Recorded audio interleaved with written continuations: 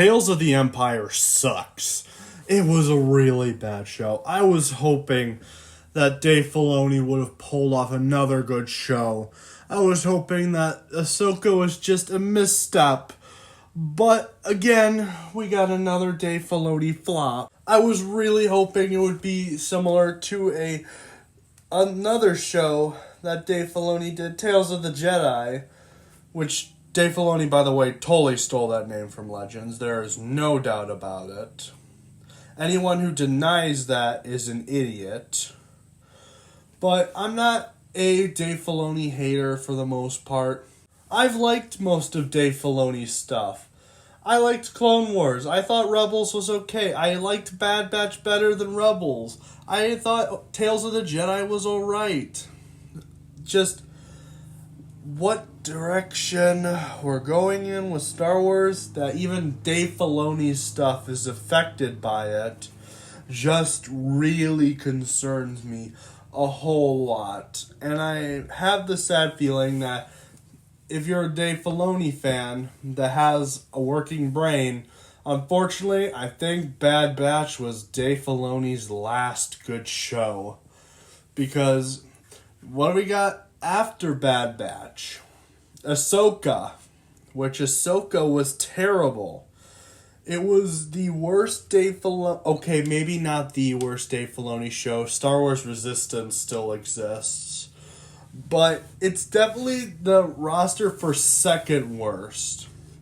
And now I feel like Tales of the Empire somehow is worse than Ahsoka. And who knew that was possible? To be worse than Ahsoka. Like, Ahsoka was a really bad show that only had, like, one good episode in it. Just Tales of the Empire was just bad. I don't understand. I was really hoping. But now, even the Dave Filoni shows are getting affected by this. Now, people might argue that Dave Filoni has been heading towards this direction for a while, but I think for the most part he's been contained. Or I just like that stuff. But why don't we get into this abomination known as Tales of the Empire? I have to say first, though, when the trailer first came out, I didn't care for them exploring the arc of Morgan from Mandalorian and Ahsoka, but I was more interested in the Barriss stuff because we didn't know what happened to Barriss after Clone Wars Season 5. And now, after this, it doesn't even matter. The arc's too late. It was shoved in a stupid little arc show that's pretty similar to Tales of the Jedi, but sucks. But anyway, why don't we get into this terrible abomination? So the first episode opens up with Morgan on the planet Dathomir, where she has been shoehorned to being involved with the Grievous attack on Dathomir. Now, I already have a problem with the whole Dathomir expansion stuff this episode introduced. Because from all the research I did, because I couldn't find the arc on Disney Plus, because Disney Plus's whole roster of episodes is all messed up, and also the internet wouldn't tell me which arc and episodes were the Dathomir arcs, or at least the Battle of Dathomir arcs were. I don't know why the internet didn't tell me or give me the answer, because I wanted to actually do some research to see if my point was right, but according to what I read, I am right. So, why don't we continue on? Then we see this Dathomirian sister gets stabbed by Grievous, which I will admit, seeing Grievous in this new style and slashing Night Sisters is pretty cool. But again, this does create a lot of problems for me. I'm going to bring this up again. If you haven't seen my Ahsoka review, I'm going to bring this into a point.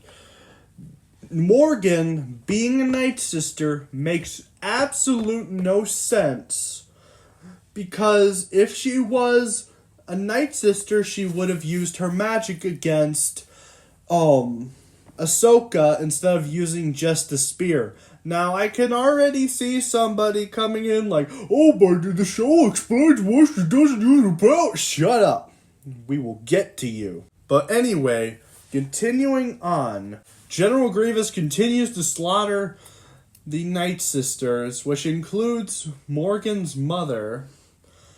And even as a Night Sister, Morgan doesn't look like a Night Sister. Granted, this might be just poor lighting, but she does not look like a Night Sister. Now, yes, I do know in Legends the Night Sisters do exist, and the Night Sisters more looked like humans than Asajj Ventress' species, because originally in Legends, we have to give Filoni some slack for this, because I did find this out on the internet.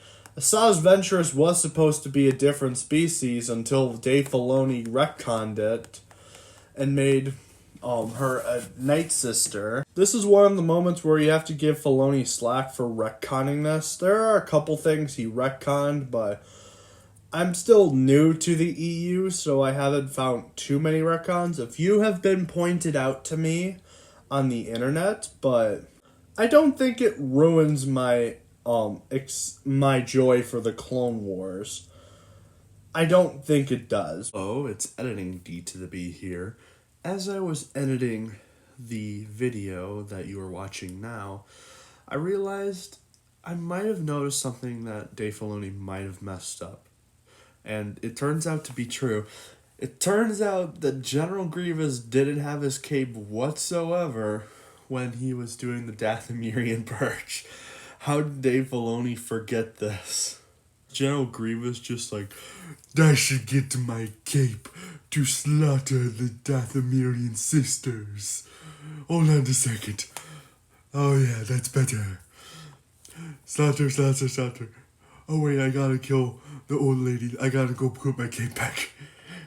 Like, seriously, what was he thinking? How did he forget this? I guess there's human error, but still, it's something to point out.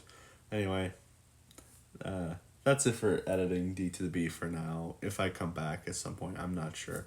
Enjoy the rest of the video. After Grievous kills her mom, and she is rescued or meets up with this other Dathomirian village that's in the rocks, and we get the explanation of a lifetime why Morgan didn't use her powers. It was because since her tribe was wiped out by General Grievous and all the Night Sisters were dead, Morgan just loses her powers out of nowhere. I call stupidity on this. This is utter nonsense. Now, I could see somebody who doesn't pay much attention to canons like, oh, this makes sense. How does it not make any sense? Well, here's the problem.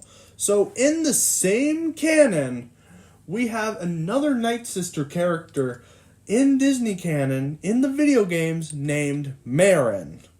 And Merrin is a Night Sister who, what'd you guess? Has her powers after the Dathomirian Purge. So, you can't use that excuse because Merrin is able to use her magic even though all of her sisters are dead. And also, the same magic works for Darth Maul and Ezra in Rebels, even though all the Night Sisters are dead. So, what's your excuse? That's not a good one. Her just losing her magic because of the Night Sisters, that just doesn't make any sense. Because Morgan exists, who uses her powers unless Jedi Survivor 3 is gonna retcon this and make her completely magicless, which hopefully they don't. But anyway, continuing on, Morgan is accepted by the Mountain Night Sisters, and they basically take her in like their own. Okay, I'm gonna bring this up also as a point. Where were these Night Sisters? Because I'm pretty sure in the context of Jedi Fallen Order, Merrin was the only Night Sister left, and she was influenced by the former Jedi, this guy, I can't remember his name, or I can't pronounce his name, into being a helper for him to rebuild the Jedi Order, or at least build a new order that's better than the Jedi, because he gave up on the Jedi completely. So, yeah, I'm just discovering more problems with this as more as I think about it. Anyway, Morgan tells the other Night Sisters that the Separatists killed her mom and they should fight back against the Separatists. And they go to one of the areas in Dathomir to encounter the Separatist droids, which I already have a problem with this because the main objective of that arc was supposed to get vengeance, according to what I read, Ventress and Mother Talzin for betraying the Separatists. Mostly Ventress. Because, of course, Ventress is the former apprentice of Dooku, and then Mother Talzin also worked with her daughter to create the new apprentice for Count Dooku that secretly betrays him. Okay, maybe not secretly, but you get my point. And most of the Night Sisters are dead, so why are they still on Dathomir? They don't even know that there's more Night Sisters. All they know, that could be the only village with Night Sisters. Like, why are they still going to Dathomir? They pretty much killed them all. Oh my gosh. I'm so done. Anyway, Morgan leads a rebellion against the Separatists. The mother of the Mountain Night Sisters looks for her daughter, which dies because of Morgan. Morgan is banned from the village, and she says she hopes for the best for her, and then that's the end of the episode. Not a good start. And we have 5 more episodes. At least we have 2 with her left. Anywho, so the second episode opens up with Morgan explaining the plans of a secret Imperial weapon that could improve from the TIE fighters. Because of course Thrawn didn't invent it. Who needs a strong man to create extreme weapons when we have the Whammon doing it? Yeah, that sounds better. Oh my gosh, I'm so done, and I've barely scratched the surface. Anywho, Morgan gets denied by the Empire because they're sexist. I'm guessing that was the hints that the show was leading towards without even saying it. Because we gotta set it straight for those toxic males. Except for one guy who likes Morgan's idea, but doesn't really do anything. Except he said he'll try, but that's about it. Then we go to see the village that Morgan eventually invades in The Mandalorian. And they accept her as a citizen and as a ruler. Well, technically she's already a ruler. She just said she would help get Imperial influence so then they can have protection because the Republic did a bad job at protecting this planet. And Morgan is watching her village, and then out of nowhere, the guy that assists Thrawn, which I forgot his name, he's both the assistant of Thrawn in Legends and Disney canon, which I've watched Rebels, and then I've also read the Thrawn trilogy, which is something I would rather review than this, because this show is really, really bad. But anyway, then we get the appearance of Paleon, and also the maybe Grand Admiral Thrawn, in which I'll admit, he looks really good with this animation style that's pretty similar to the Clone Wars. Just get rid of his pupils and he'll be perfect. And Thrawn basically explains that he can take the weapon that Morgan improved on, and also asks why she created the weapon for the Empire, even though she could have done literally anything else. And she admits that it's for revenge against those who hurt her.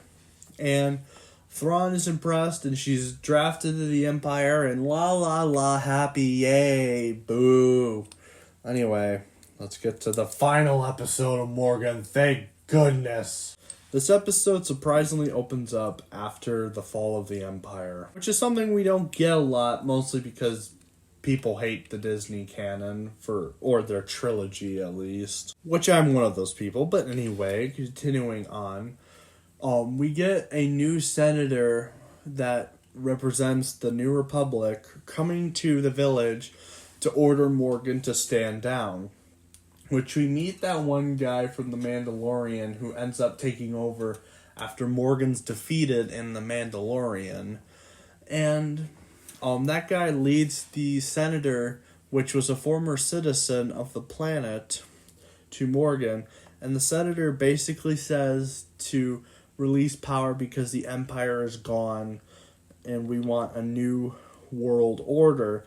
But Morgan decides, nah, kills her guards, and then eventually, as the senator escapes, she kills her, or she dies, and the guy who ends up taking over after Morgan tries to contact the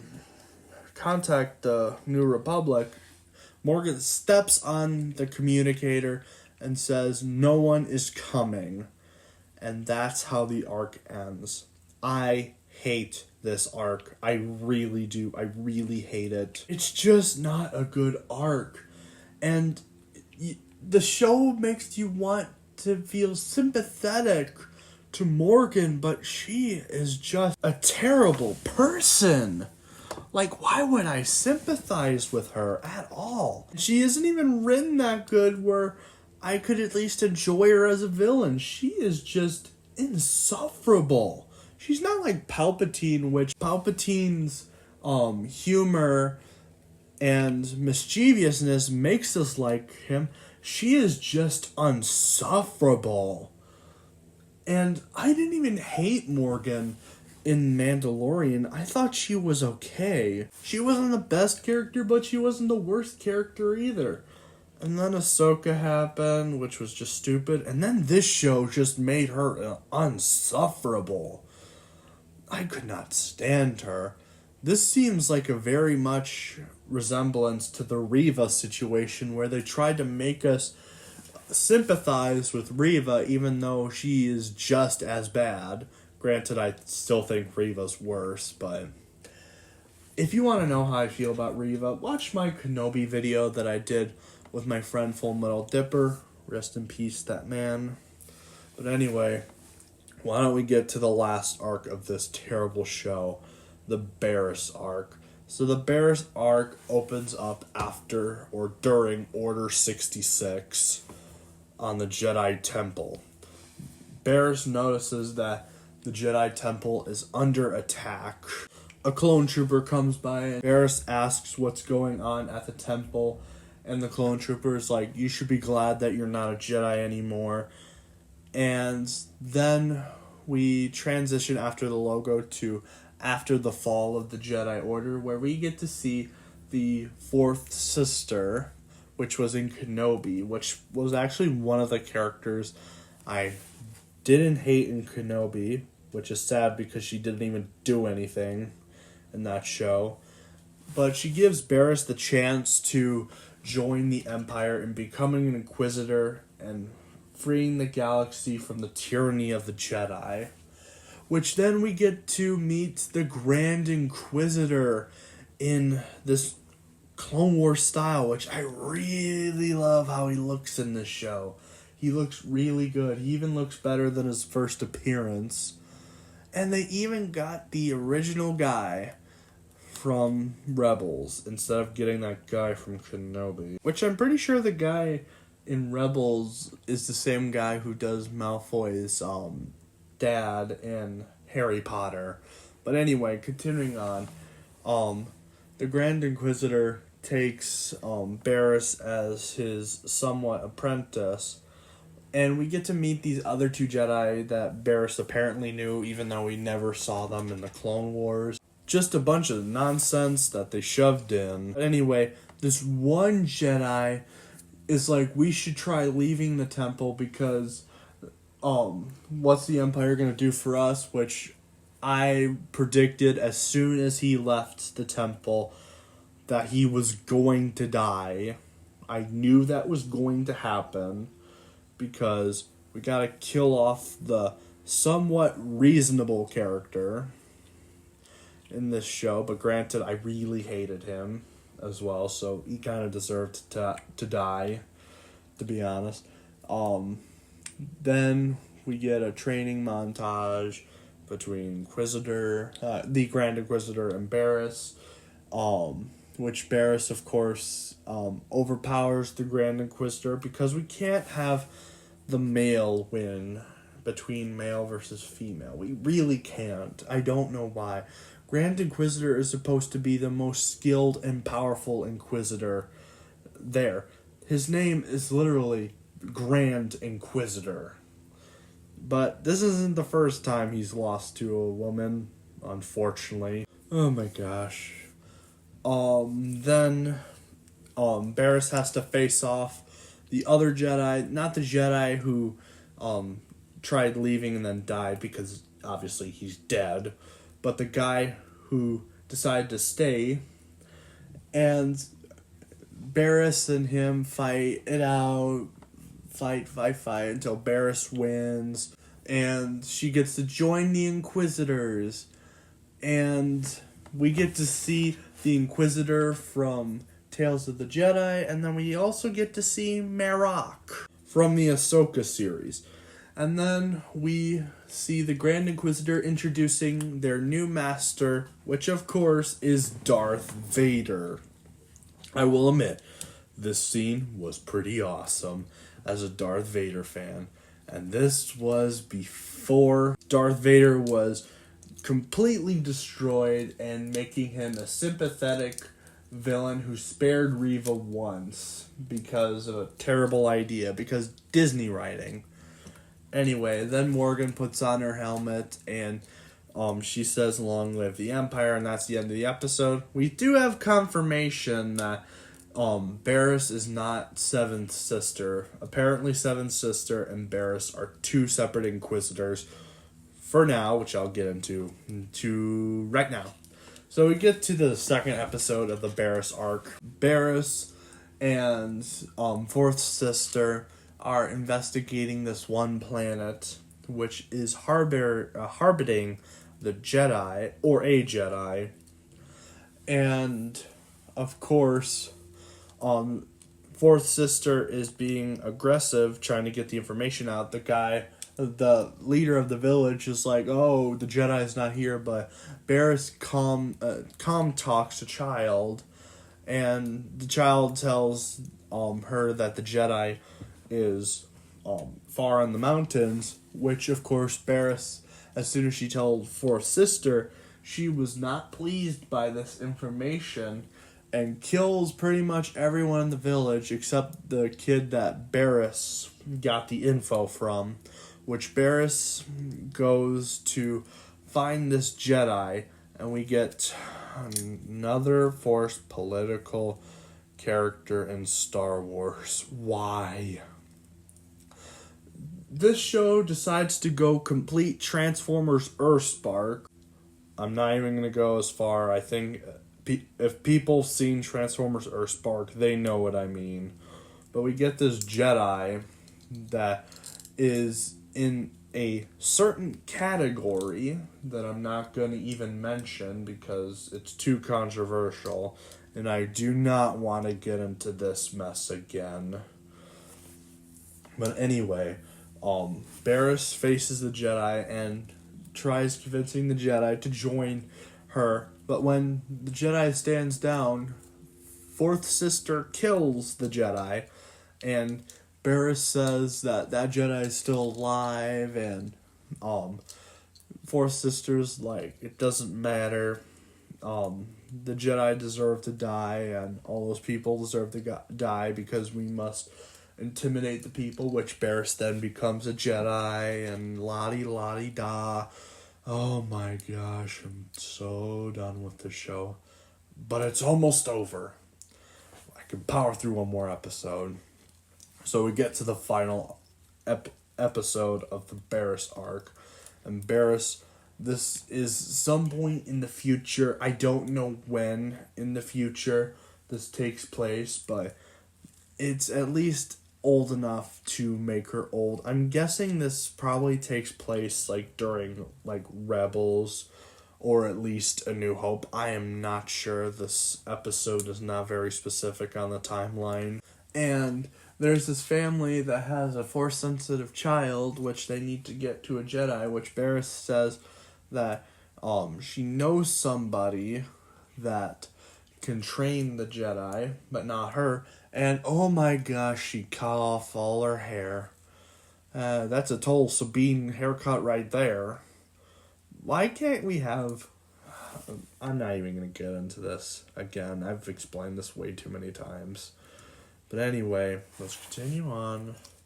So Barris sends the family with the Force-sensitive child away, which then she magically meets up with Force Sister. They clash for a bit. They go into a cave.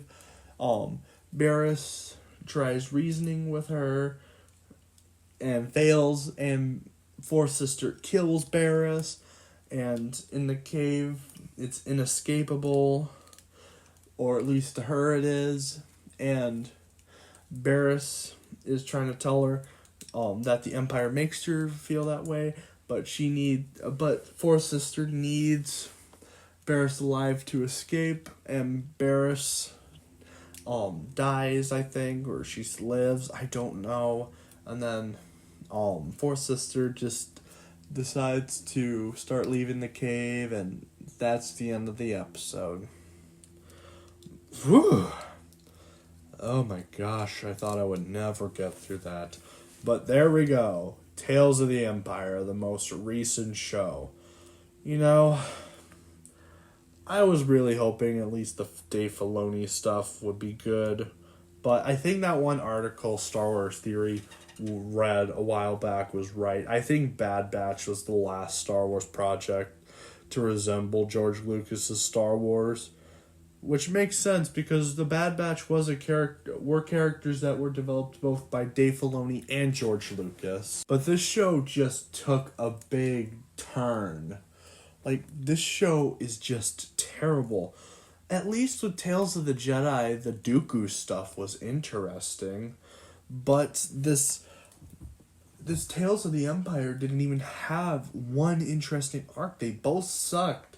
Even the Barris arc. I wanted to know what happened to Barris after the events of Season 5 of the Clone Wars, but now I wish I didn't know, because that arc sucked too. This show was just terrible. I really wish I did not watch this one. I thought, hey, what the heck, might as well watch it, see if it's good or bad, and it ended up being bad.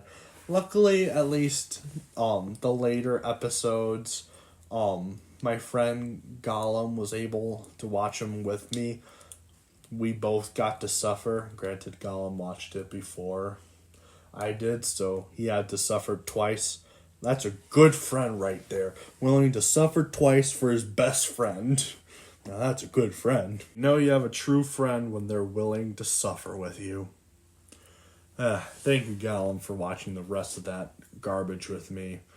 That was just terrible, and he even tried warning me of some stuff before they happened. But yeah, that show sucked. I never want to see it again. It makes me concerned for Dave Filoni's next show, which is a clone-related show. It makes me worried that this show might suck too. I'm really hoping it's not, but I am starting to lose confidence in Dave Filoni, which is fair. I'm a little bit late to the party, but a lot of people have been turning on Dave Filoni.